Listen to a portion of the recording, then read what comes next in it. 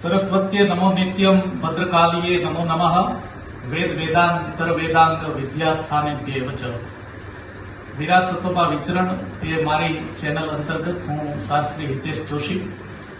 આવો આપણે એક ઉર્જાવાન માણસને મળીએ એ શીર્ષક તળે આજે આપણે એક એવા વ્યક્તિત્વને મળવા જઈ રહ્યા છીએ કે જેમણે આપણી જૂની પરંપરા, રાજ રચેલું, સજાવટ, આપણી જે મૂળ ગળથુથીની સંસ્કૃતિ છે અને આપણું જે સૌરાષ્ટ્રની ભાતીગળ લોક સંસ્કૃતિ ને લોક કલા છે એ એમના ઘરની અંદર આપણે બધી બાજુ દેખાય છે.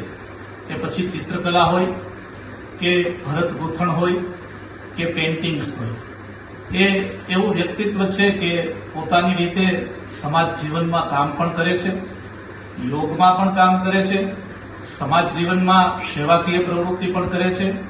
એવા બેન શ્રી હીરાબેન ઘુલ, આમ તો હીરીબેન કહું હું એને, પણ જાહેર જીવનની અંદર કાંઈ પણ બોલ્યા વિના, પ્રસિદ્ધિની જરાય ભૂખ નહીં અને છતાંય સમાજ જીવનમાં કામ કરે છે. એવા બેન શ્રી હીરાબેનનું સ્વાગત છે. બેન, સ્વાગત છે આપનું. અને શરૂઆતમાં બેન પહેલો જ પ્રશ્ન કે આપનું વતન કયું અને કેટલા વર્ષોથી આપ ઉનામાં આવ્યો છો? મારું વતન જુનાગઢની બાજુમાં કણજડી ગામ છે, કણજા ફાટકથી 2.5 કિલોમીટર દૂર, અને અમે 30-31 વર્ષથી ઉનામાં છીએ. અને આજે તમારા ઘરમાં અંદર બધું રાજ રચેલું દેખાય છે, સાત સજાવટ દેખાય છે, આતિથ્ય ધર્મ દેખાય છે, આશરાનો ઓડકાર દેખાય છે, એમાં તમારી પેઇન્ટિંગ્સ કલા, તમે હાથે ચિત્રો દોરો છો, આ બધી સાત સજાવટ અને આપણી જે લોક સંસ્કૃતિ છે એની પ્રેરણા તમને ક્યાંથી મળે? પ્રેરણા આમ જુઓ તો મને નાનેથી બધો બહુ શોખ હતો. ભણવામાં પણ હું પહેલેથી ફર્સ્ટ આવતી હતી, પણ થોડુંક ગામડાનું બેકગ્રાઉન્ડ હતું અને એટલો બધો જોઈએ એવો પેલો મળ્યો નહીં, એટલે થોડુંક પાછળ ભણવામાં રહી ગઈ. પણ એસએસસી પાસ કરી અને પીટીસી સુધી પહોંચી. પણ અમારામાં ત્યારે એવું રૂઢિચુસ્ત હતા કે નોકરી નહીં કરવી. 5 વર્ષ ત્યાં રહી, થોડું દબાયેલું ગયું, પણ પછી આમ સર્વિસ મળી, બહાર નીકળ્યા. અને મને સાવ બેઠવું ગમતું નહીં. પહેલેથી મારું જીવન એવું છે કે મને પહેલેથી બેઠવું ગમતું નથી, તો હું કાંઈક થોડીક પ્રવૃત્તિ કરતી. ત્યારે વાણિયાના મકાનમાં રહીને ધર્મના માર્ગે થોડીક આગળ વધી હતી. પછીથી ઉનામાં આવ્યા, સેન્ટ જોસેફમાં વિહારને ભણાવવો હતો એટલે ઉનામાં આવ્યા. ઉનામાં આવ્યા પછી અમે જયકિશન શર્મા છે એની સામે રહેવા આવ્યા. એને અમને બહુ સપોર્ટ આપ્યો અને ત્યાંથી અમે 17 વર્ષ અમે ત્યાં રહ્યા. પછી મને એકલી ફ્રીમાં બેસતી અને થોડુંક ત્યારે પગાર ધોરણ પણ નીચું હતું, એટલે મને એમ થતું કે ઘરનું કંઈક એવું કરવું કે ઘરમાં એ થોડીક મદદ થઈ શકે અને મારો ગ્રોથ થઈ બચી શકે. પછી મેં ધીમે ધીમે પેઇન્ટિંગ્સ ને એવું બધું ચાલુ કર્યું. પછી આજુબાજુની દીકરીઓને હું ફ્રીમાં શીખડાવતી કે કોઈ દીકરી પાસેથી 1 રૂપિયો કોઈની, મારે દીકરી નથી, મને દીકરીનું બહુ છે કે 1 રૂપિયો પણ મારે કોઈ દિવસ દીકરી પાસેથી નહીં લેવાનો. અને બાકી હું સેલ કરતી, બધું વેચતી. અને આ ઘરની જે સજાવટ છે મેં પોતે કરેલ છે. આ ઘર બન્યા પહેલા 4 વર્ષ પહેલા અમે આખું બેકગ્રાઉન્ડ તૈયાર કરી રાખ્યું હતું. પ્લાન મારા બાબાનો છે કે કોઈ આર્કિટેક્ટ કે કોઈ એન્જિનિયર અમારા ઘરમાં કોઈ દી આવ્યો નથી. સજાવટ બધી જાતે બનાવેલી છે અને મને આ પ્રકારનો શોખ છે. એસિડ પેઇન્ટિંગ, મિરર પેઇન્ટિંગ, પછી વર્કનું એ સાડીને 18 સાડી વિહારને ભણાવવા ગયા ત્યારે 18 સાડી મેં જાતે કરી હતી. અને આ રહી વાત સંસ્કૃતિની, તો એમ અમને શોખ છે કે જૂનું ગમે ત્યાંથી લઈ અને સંગ્રહ કરવો. ભલે પછી થોડી કિંમત વધારે આપવી પડે, આજના જમાના પ્રમાણે થોડી કિંમત વધારે આપવી પડે તો લઈ અને અમે સજાવટ કરીએ છીએ અને અમને ગમે છે. અમને આ ચારેયને આ શોખ છે. આપણી જે ભરત ગૂંથણ કલા છે જેમ ગામડાની, કે પેલા આપણે જઈએ તો પેલા ટોડલા અને તોરણ અને જે પડદા અને ચાકળા એ પણ તમે જાણો? હા, એ બનાવતી, અત્યારે બનાવતી નથી, પણ એ ટાઈમમાં હું બનાવતી ત્યારે. એ ફરી પાછા શીખવાડી શકો કે બનાવી શકો? હવે ઉંમરને હિસાબે હવે મારી પાસે ટાઈમ નથી. પણ એ કલા જાણો? હા, જાણું છું. અને એનાથી લોકોને કામ મળી શકે નાનું મોટું? હા, મળી શકે. કોઈ બી લેડી, મારા વિચાર પ્રમાણે કોઈ બી લેડી ફ્રી ન હોવી જોઈએ. તમે નાનામાં નાના માણસને મળો તો તમને એક આઈડિયા મળશે. એવું ન માનો કે નકામ છે, બધી વ્યક્તિ કામની છે. અને નાનામાં નાના માણસ પાસેથી કંઈક શીખી શકો. એટલે હું એવું કહું કે લેડીઝને બહાર જાવું ઠીક છે, તમે બેસો, તમે ફ્રેશ થવા કરો, પણ થોડી પ્રવૃત્તિમય જીવન રાખો. અને વર્તમાન સમયમાં તમે યોગમાં ભણતા. હા, હું યોગ ટીચર છું. હું છેલ્લા 14 વર્ષથી આપણા એરિયામાં યોગ ચલાવું છું. કઈ બાજુ કેન્દ્ર ચાલુ? સવારનું પારસમાં છે, પાર્ટી પ્લોટમાં, સવારે 6 થી 7, સવા 7, અને બપોર પછી ભવ્યભાઈ પોપટભાઈ વકીલના ફળિયામાં છે, 4 થી સવા 5. કેટલાક માણસો આવે? મારા ગ્રુપમાં 70 લેડીઝ છે, અને મેં નોર્મલી 100 રૂપિયા ફી રાખી કે સારા ઘરના આવે છે, અને મારે થોડુંક મારા આધ્યાત્મિક રીતે આગળ જવું હતું, એટલે મેં થોડુંક પેલા રીતે મદદ કરતી હતી. પછી આ લોકો જોડાણા, મેં બધા, મારા યોગ ગ્રુપ એટલું સરસ છે ને, મને બધામાં બહુ સપોર્ટ આપે છે. પછી રીતે ધીમે ધીમે આગળ વધ્યા. 100 રૂપિયા એ લોકોએ ફી કરી. પછી 7000 જેવું થતું હતું. 70 જણા છે, 7000 થાય. 2 ટોપા દીકરાનામાંથી હું 2000 નાખું, અને એક શેરીથી આ ખોઈલું છે મેં કે બધાને ન હોય જે સાવ ના હોય કે એકલા ખાટલામાં, પછી લેડીઝ હોય કે જેન્ટ્સ હોય, એને હું ટિફિન પહોંચાડું, જમવાનું પહોંચાડું, કીટ પહોંચાડું. અમુક ને એવા છે કે જે જમવાનું નથી બનાવી શકતા, ત્યાં ટિફિનની વ્યવસ્થા નથી, એને હું મહિનાના 15 દિવસના નાસ્તા આપી આવું છું. એટલે કે એ પ્રેરણાબેન તમને ક્યાંથી મળી કે અત્યારે આપણે બધે જોઈએ જ છે સમાજ જીવનમાં મોટે ભાગે માવતર તો એકલા બેઠા, હા, એને કોઈની ઉપર આધાર રાખવો. તો કેટલા ફેમિલી તમે દત્તક લીધા છે? મારે 8 ફેમિલી દત્તક છે. અને મોટે ભાગે આપણે ઉનામાં જ છે? હા, બધા ઉનામાં છે. પણ એ વિચાર તમને ક્યાંથી? હું થોડીક આધ્યાત્મિકતામાં માનું છું, અને મોટાની સેવા કરવામાં માનું છું. પછી તમે, અને મને હું બહુ ગરમ મગજની હતી પેલા, પણ મારું સતત અષ્ટાક્ષર મંત્રનું સ્મરણ સતત ચાલુ હોય, એટલે મંત્ર જાપથી એકદમ મારા ફેમિલીનો વિચાર તમને ક્યાંથી? હું થોડીક આધ્યાત્મિકતામાં માનું છું, અને મને એવું થાય કે જેનું કોઈ નથી એને થોડુંક આગળ આ લેડી થઈ અને વધવું જોઈએ થોડું.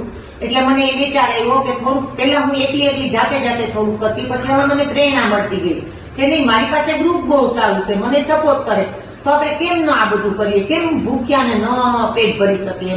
એટલે મારી હેસિયત પ્રમાણે, અમારા ગ્રુપની હેસિયત પ્રમાણે હું થોડીક આગળ વધતી ગઈ. પેલા 1 ઘર લીધું, 2 ઘર લીધા, હવે થોડીક આગળ જઈને 8 ઘર લીધા. પછી હમણાં થોડો મારો વિડીયો વાયરલ થયો તો મને 3-4 ઘર એવા આવ્યા કે બેન અમારે કોઈ નથી, અમને આ રીતે, એક બેન કેન્સર વાળા છે જસરાજનગરમાં, પણ મારી અત્યારે લિમિટ શું છે કે 16,000 જેવી છે, તો થોડીક વધે એવી મારી અપેક્ષા છે. અને મારે એવો નિયમ છે કે મારા જે ગ્રુપમાં આવે છે એને બધાને ફી 100 રૂપિયા આપી. હવે આ મહિનેથી છે કે એને 150 કરી નાખી, આપણે 150 કરી નાખીએ. અને પછી નથી આવતા જે, એ મારા મેમ્બર થઈ શકે. મેં આ વખતે એનાઉન્સ કર્યું કે તમે એને 1200 રૂપિયા ભરી અને મારામાં જોઈન થાવ અને મને મદદ કરો. મારે એક આને વટવૃક્ષ બનાવવું છે, થોડુંક મારે આગળ લઈ જવું છે કે કોઈની દીકરીના લગ્ન થતા હોય, એની પાસે પૈસા નથી, તો આપણે આપણું ગ્રુપ જઈ અને ત્યાં જઈને થોડુંક એને કરિયાવર આપી શકીએ, અથવા થોડાક વાસણ, કાંઈ બી એને કપડા એવું આપી શકીએ, અથવા કોઈને દીકરાને ભણાવવાનું નથી તો એને વિદ્યાદાન માટે થોડું આપી શકીએ, એવી ઈચ્છા છે મારી. એટલે જે યોગમાં નથી આવતા એને પણ હું આ વિડીયોના માધ્યમથી પણ હું એવો સંદેશો પહોંચાડવા માંગુ છું કે 1200 રૂપિયા ભરીને તમે મારા ગ્રુપમાં એડ થાવ, અને વર્ષે 1200 રૂપિયા ભરી અને થોડીક મદદ કરો તો અમે આગળ વધી શકીએ. એટલે કે આપણે મદદની એવી ભાવના છે કે એમાં આપણો કોઈ રોલ નહીં, પણ પરમાત્માનો રોલ, અને આપણે કોઈ ભાર નહીં. મદદ કર્યા ત્યારે આપણે અહેસાસ કે અહંકાર પણ ન પ્રતીત થાય. હવે હું એવું વિચારું કે જે ઘેર હું કીટ પહોંચાડું છું આટલા વર્ષથી, એની એક રીલ બનાવી નાખું અને એને હું વિડીયો દ્વારા બધાને બતાવું. અત્યારે થોડુંક ખોટાનો જમાનો છે, એટલે બધાને ડાઉટ છે કે નહીં, આ બેન તો કદાચ ખોટું કરતા હશે, ખાઈ જતા હશે, પોતે આમ કરતા હશે, આટલી મજા કરે. અમે સદ્ધર છીએ, જોઈ શકો છો કે મને પરમાત્માની એટલી દયા છે કે હવે 1 રૂપિયો મારે ક્યાંયથી લેવાની એવી નથી ઓલી કે, અને સામાન નાખીને આગળ વધુ છે.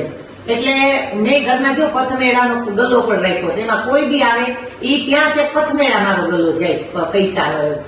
એટલે આધ્યાત્મિકતામાં આગળ વધવું છે મારે થોડુંક આગળ વધારે. જે આ બેન પેઇન્ટિંગ કલા છે એ તમે તમારી જાતે જ શીખો? હા, જાતે. કોઈ ક્લાસ, કોઈ જોવું, કોઈ દિવસ કાંઈ નહીં, કોઠા સુધી આ બધું કરું. અને મારા ઘરમાં જેટલું રાસ રચેલું છે એ બધું બનાવેલું છે. આજે બધા દિવાલ ઉપર પેઇન્ટિંગ્સ દેખાય છે, બધા બનાવેલા છે. ઉપર આપણી ઉપર જે કલા છે એના શું કહેવાય? આને તો આર્ટ પેઇન્ટિંગ જ કહેવાય, પણ અત્યારે હું ખાલી આઈડિયા દઉં. મારી દીકરી કરે છે આ બધું, કારણ કે મને એજ ના હિસાબે પછી ચશ્મા પહેરવા પડે, એટલે હું એને આઈડિયા દઉં કે બેટા આમ કર, એટલે ઈ મારી દીકરી કરે છે. દીકરી એટલે મારી દીકરી ઘણું તો એમાં છે, બહુ ઘણું તો એમાં છે, એટલે ઈ કરે છે. ભવિષ્યમાં બેન શું પ્લાન છે કે આ કલા છે એ વર્તમાન આપણે એટલા બધા આધુનિક થઈ ગયા છે કે લોકોને ધીરે ધીરે આપણી આ લોક સંસ્કૃતિ ભૂલાતી જાય છે.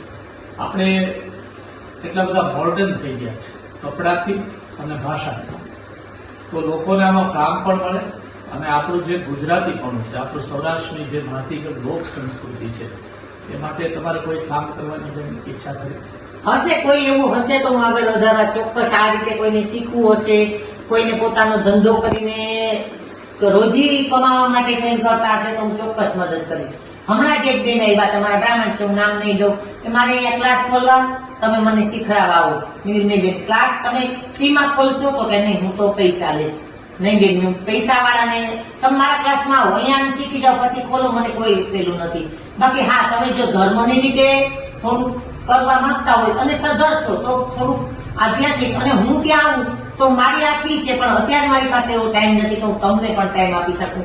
નો ડાઉટ એ છે કે થોડુંક એનું નીચું હોય જીવન ધોરણ અને એને જરૂરિયાત હોય તો હું શીખડાવવા જવા તૈયાર છું યોગમાં. એ પણ પૈસા જે કમાવા બાબત કરે છે એને હું સપોર્ટ ઓછી કરું છું, બાકી જેને જરૂરિયાત છે એને હું સપોર્ટ કરું છું.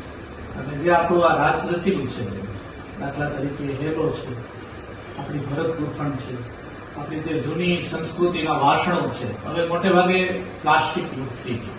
આપણે કોઈના પણ ઘરે જાય તો કાચમાં કે પ્લાસ્ટિકમાં પાણી આપે, અને જનરલી એ આપણી સૌરાષ્ટ્રની સંસ્કૃતિ નથી. આપણે ગ્રામીણ એરિયામાં જઈએ તો એ હજી પણ પિત્તળના લોટામાં કે પિત્તળના ગ્લાસમાં પાણી આપશે. હજી તમારે ત્યાં એ જળવાઈ ગયું છે. કોઈ પણ અતિથિ મહેમાન આવે તો તમને ગમે નહીં, ના આપણે ઘર પછી તો એ ગળથુથીના સંસ્કારો છે, માતા પિતાના સંસ્કારો છે, એ તમને વિચાર કેમ? મારા દાદીના છે. મારામાં જે કાંઈ સંસ્કાર, મારા દાદી એ ટાઈમમાં આધ્યાત્મિક ગજબના હતા, એમ કે એની પાસે એટલી ઉર્જા હતી ને, એ લોકો સાતમ આઠમમાં કોઈને કરિયાણાની દુકાને જઈને બેસી જતા, અને એક ગરીબ વર્ગ આવતો તો એ લેવા આવ્યા હોય બોટલમાં, ત્યારે તેલ લેવા જતા, સાંજ પડે એટલે તો એ લેવા આવ્યા હોય દુકાને ખીચી ભરી પેલું બે કેરતા જીવીને બેસી જતા. પછી એમ કહી આને સાતમનું જેટલું જોતું હોય ને એટલું આપી દે, હું તને પૈસા આપી દઉં. એ ટાઈમમાં એટલું કરતા. હા, સદ્ધરે હતા પણ એ ટાઈમમાં એટલું કરતા. એટલે અને હું એના ભેગી રોજ જે સાંજે પીડિયારું પૂરવા, શિવ મંદિરે પરિક્રમા કરવા, સાકરિયા સોમવાર ભાકર, એ બધું એની પાસેથી શીખી. તમે બેન ખેડૂત કુટુંબમાં? હા, આ ખેડૂતમાંથી. તમને ખેતી આવડે? ના, ખેતી નથી આવડતી. ડ્રાઇવિંગ કરી શકો છો? હા, પેલા કરતી, પણ લીગામેન્ટ તૂટ્યા એટલે ફોર વ્હીલ નું 2 વ્હીલ કરું છું, 4 વ્હીલ નથી કરતી. અને આગળ બેન શું તમારી ઈચ્છા છે? યોગ માર્ગે જવું કે લોકોને મદદ કરવી કે આધ્યાત્મિક જીવન? ત્રણેયમાં ઈચ્છા છે. યોગમાં મારે બહુ આગળ વધવું અને ભવિષ્યમાં અહીંયાથી જવાનું થાય તો હું તો એવું વિચારું કે મારે સાવ સિમ્પલ ને સાદું લીપણ વાળું ઘર બનાવવું છે. મારું દીકરા બહુ તો પતિ એને જે બનાવવું એ બનાવે, પણ હું અને મારો કામ અને મારો સિંહ લીપણ વાળામાં રહેશું, એવી મારી ઈચ્છા છે. એટલે કે જે આપણી ઋષિ સંસ્કૃતિ છે, હા હા, જે કુટીરમાં રહેતા, હા હા, એ ટાઈપનું મારે બનાવવું છે. અને ભવિષ્યમાં બેન બીજું આ બાબતે તમે શું કામ કરવા માંગો છો? આ બાબતે તો હવે તો અહીંયા એટલું જ છે, પણ થોડુંક હવે એનું એવું ઈચ્છા છે કે છોકરાને થોડુંક વધારે મોટું બનાવવાની ઈચ્છા છે. એટલે મેં એવું બીડું જોઈતું કે તારા ઘરને સજાવી હું દઈશ, મારી આઈક્યુ પ્રમાણે હું થોડુંક સજાવવામાં તને મદદ કરીશ, પણ મારું એક અલગ મને બનાવી દેજે તો કે હું બનાવી દઈશ. અને અને હું આયુર્વેદિકમાં પણ એટલી માનું છું કે ઘરને આંગણે ટોટલી ઓર્ગેનિક ખેતી થવી જોઈએ, ગાય ફરજિયાત બે રાખવીશ મારે, કે હવે જે ઉપરવાળો નક્કી કરવું હશે એ થશે, પણ એ પ્રમાણે મારે એ આધ્યાત્મિકમાં વધારે જીવન લઈ જવાની ઈચ્છા છે. અત્યારના યુવાન ભાઈ બહેનો માટે તમારો બેન શું સંદેશ છે? એમાં તો એવું છે કે અત્યારના છોકરાઓને થોડુંક, મારો ખુદનો દીકરો એ થોડુંક સમજાવવામાં મને સમય લાગે છે કે એને થોડુંક વિજ્ઞાન ભણ્યા હોય એટલે આ બધું ઓછું મગજમાં ઉતરે છે. આયુર્વેદિક ને આધ્યાત્મિક તો છે જ, નો ડાઉટ. મારું ઘર પૂરું આધ્યાત્મિક છે. મને બધે જ્યાં જવું, હું વર્ષની 2 યાત્રા કરું છું, એક યાત્રા એવી કરું છું કે બધા બહેનોને લઈ અને હું વ્રજમાં જાઉં. દર વર્ષે મારા ભેગા એક મારે પૈસે હું લઈ જાઉં છું. અને હવે આ વખતે મેં યોગમાં એવી નક્કી કર્યું છે કે હું બધાને કહીશ કે ભાઈ આપણે તમે નથી બધાને બહુ ઈચ્છા છે કે વ્રજમાં હિરલબેન ભેગું જ જાવું. એટલે મેં એવું નક્કી કર્યું કે તમે અત્યારે ન આવી શકો તો બધા 100 કાઢો, તમારા વતી હું એક બેનને વધારાના લઈ જાઉં. તો બધા એગ્રી થઈ ગયા કે ના અમે કરીશું. અને મારું ગ્રુપ જ એવું દાદા સરસ છે કે મને બધું, અને અત્યારે જયારે હું જવાની વાત કરું ત્યારે અત્યારથી એવા બહેનો છે કે રોવે છે કે નહીં તમે અહીંયાથી જાવ નહીં, હું નહીં, અમે નહીં જવા દઈએ તમને. અને અમારી યોગમાં સતત કથા ચાલતી હોય, સતત કથા. પછી જે 11 છે તો 11ની વાર્તા ને એ બધું, એટલે સતત. અને આયુર્વેદિકમાં અમે તળાજાના છે ડોક્ટર મહેન્દ્રસિંહ સરવૈયા, એક પેલા સુરતના છે દેવાંગીબેન જોગલ, બેને બધા ફોલો કરીએ છીએ. અને આધ્યાત્મિકતામાં ડોક્ટર મહાદેવ પ્રસાદ દેતાને.